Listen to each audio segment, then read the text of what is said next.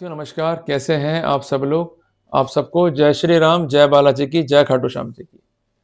अगर आप लोग डिवोर्स केस को प्लान कर रहे हैं तो आपको निश्चित तौर पे एक महत्वपूर्ण फैसला है केरला हाई कोर्ट का, जिसका डेट है 15 जुलाई 2026। उसको विशेषता पढ़ना चाहिए, क्योंकि अक्सर जो गलतियां हम लोग करते हैं वो इस जजमेंट में डील विद की गई है।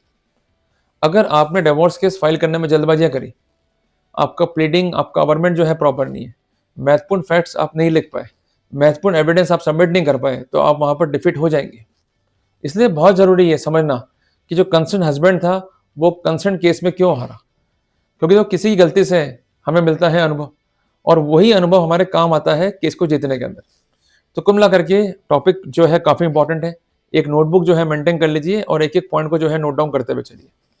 जिस विषय पे बात मैं कर रहा हूँ ये जुड़ा हुआ है एक महत्वपूर्ण फैसले से जो कि रिसेंटली प्रोनाउंस किया है ऑनरेबल केरला हाई कोर्ट ने। दूसरी बात, इसका अपील नंबर है 200/2025। तीसरी बात, जजमेंट का डेट है 15 जुलाई 2026। इस केस में डिवोर्स केस हस्बैंड हार गया, ट्रायल कोर्ट से भी और हाई कोर्ट से भी। इसमें कहना यह था हस्बैंड का कि शादी के बाद जो मेरी वाइफ है उसने मेरे साथ जो है क्रुएल्टी कॉज करी। एक बात ध्यान रखिएगा कि क्रुएल्टी फिजिकल भी हो सकती है, मेंटल भी हो सकती है, लीगल भी हो सकती है, पर कुल मिला करके जो क्रुएल्टी का एलिगेशन है वो आपको साबित करना होगा। अगर सिर्फ अवरमेंट है या बाल्ड एलिगेशन है तो यह पर्याप्त नहीं है।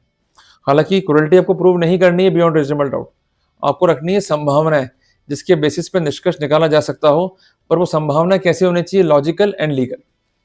अगर आपकी संभावना ही सपोर्टेड नहीं है विद एविडेंस, या एविडेंस है इनकॉन्सिस्टेंट, या लेक ऑफ कॉरोबोरेशन है, तो आप सक्सीड नहीं हो सकते हो। और एक कॉमन गलती आप लोग क्या करते हो, कई बार आप लोग निर्भर करते हो इलेक्ट्रॉनिक एविडेंस के ऊपर भी, वहां पर आप राय नहीं लेते हो साइबर एक्सपर्ट से। इसके अलावा एक धारा 63 है बीएसए का, उसकी भी कंप्लायंस आप इंश्योर नहीं करते हो। देखिए केस भले ही कितना आपका अच्छा हो, पर अगर एविडेंस ही एडमिसिबल नहीं होगी तो आप सक्सीड कैसे होगे। तो सबसे पहले हमें क्या काम करना है कि जो हमारी एविडेंसेस हैं वो हों एडमिसिबल। अगर वो एडमिसिबल नहीं है या एविडेंस रिलेवेंट नहीं है as per section 141 of BSA, तो हम सक्सीड नहीं हो पाएंगे। दूसरी इंपॉर्टेंट बात है कि जो भी आरोप आप लगाते हो वो आपको ही प्रमाणित कर रहे हैं। यहाँ पर हस्बैंड का ये आक्षेप था कि वाइफ ने झूठ बोला अपने एजुकेशन के बारे में, वो कम पढ़ी लिखी है, जबकि वो ये फैक्ट प्रूव नहीं कर पाया। तीसरी इंपॉर्टेंट बात, कहना यह था हस्बैंड का कि मेरी वाइफ ने मेरे साथ कमिट किया है लीगल क्रुएल्टी, क्योंकि वो अपने समस्त जेवरात जो है लेके जा चुकी थी। इसके बावजूद भी उसने मेरे ऊपर झूठा केस किया कि मैंने कंसर्न गहनों को जो है हजम कर लिया या गहनों का मैंने गबन कर लिया। कुल मिला के कहना यह था वाइफ का कि मैंने केवल लीगल रिकोर्स लिया है, मेरी मंशा कभी भी यह नहीं थी कि मेरा हस्बैंड जो है जेल जाए। अगर मेरे गहने या मेरे जेवरात मेरे हस्बैंड के पास में है और मैं उसके लिए लीगल रेमेडी लेती हूँ तो इसमें कोई क्रुएल्टी जो है नहीं होती है।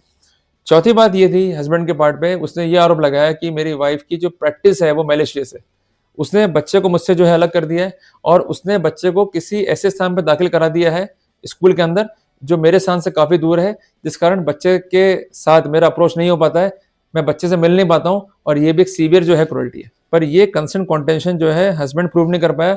साथियों इस कॉन्टेक्स्ट में कहना यह था कोर्ट का कि अगर बच्चा पढ़ रहा है कि स्कूल में और वो स्कूल माँ के निवास से नजदीक है तो उसमें क्या जो है क्रुएल्टी हो गई और क्या प्रैक्टिस जो है मैलिशियस हो गई। तो कुल मिला करके आपने देखा कि जो भी आक्षेप थे हस्बैंड के वो बार्ड थे, जनरल थे, ओमनी बस थे, नॉन स्पेसिफिक थे। क्रुएल्टी के लिए you must bring a specific case, there must not be any mere wear and tear. और अपार्ट फ्रॉम दैट आपको ये बताना पड़ेगा कि मैरिज जो है वो हो चुकी है break down and there is no possibility of any repair. जब तक इस तरह के अलामत, अवरमेंट, एविडेंस, कंसिस्टेंसी रिकॉर्ड पर नहीं होंगी तब तक फायदा आपको नहीं मिलने वाला। यहाँ पर कोर्ट ने स्पष्ट किया कि अगर मामला क्रुएल्टी का है तो ऐसा कॉन्डक्ट फाइल पे होना चाहिए जो कि परसिस्टेंट है, जो कि सीरियस है, जिसके कॉन्सिक्वेंटल में फिजिकल या मेंटल या लीगल क्रुएल्टी कॉज हुई है। जब तक इस तरह के कॉन्डक्ट या इस तरह के अवरमेंट्स या इस तरह के एविडेंसेस फाइल पे नहीं है तो ऑन मियर एलिगेशंस जो निष्कर्ष है क्रुएल्टी के नहीं निकाले जा सकते।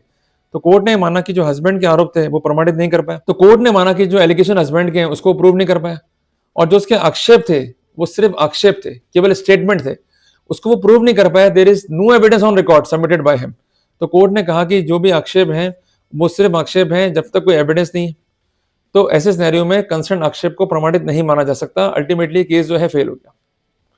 तो जो कंसर्न जो केस है हमें सिखाता है चार महत्वपूर्ण बातें कि जब भी आप केस लेकर आए सबसे पहले काम करें एविडेंस पे। अगर आपकी एविडेंस ही एडमिसिबल नहीं होगी सब्सिक्वेंटली तो आप फायदा नहीं ले पाएंगे।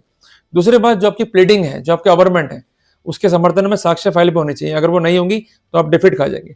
तीसरी बात, जो आपकी स्टेटमेंट फाइल पे है उसमें कोई विरोधाभास नहीं होना चाहिए, अगर होगा तो आप नुकसान खा जाएंगे। चौथी बात कि अगर मामला क्रुएल्टी का है तो यू मस्ट स्पेसिफाई कि जो कॉन्डक्ट है अपोजिट पार्टी का वो डेलिबरेट है, वो कॉन्डक्ट जो है ऑफेंडिंग है, वो कॉन्डक्ट जो है सीरियस है, वो कॉन्डक्ट जो है परसिस्टेंट है, जिसके कॉन्सिक्वेंस में आपको फिजिकल और मेंटल क्रुएल्टी कॉज हुई है। जब तक इस तरह के अलामत नहीं होंगे on general government, on मियर government, on bald statement, you could not be succeeded. आपको ये केस पेश करना है कि मैरिज का अब रिपेयर पॉसिबल नहीं है, जो स्थितियां पैदा हुई हैं उसके कॉन्सिक्वेंस में ये मैरिज जो है खत्म हो चुकी है, मैरिज जो है ब्रेक डाउन हो चुकी है। जब तक इस तरह के अलामत फाइल पे नहीं होंगे तब तक आप सक्सीड नहीं हो पाएंगे। क्लियर हो गया? तो मैं उम्मीद करता हूं कि मैंने एक महत्वपूर्ण जानकारी आपको दी। तो जब भी आप डिवोर्स केस को फाइल करेंगे ऑन ग्राउंड ऑफ क्रुएल्टी, ये कंसेंट पॉइंट जो है आप आवश्यक रूप से अपने माइंड में रखेंगे, ताकि आप as per law, as per logic अपनी ड्राफ्टिंग को कर सकें और उसको एज पर लॉ सबमिट कर सके, जो रिजल्ट्स हैं, जो सक्सेस है, उसको जो है प्राप्त कर सके। जल्दी मिलेंगे एक नए टॉपिक के साथ। टिल देन, जय राम जी की।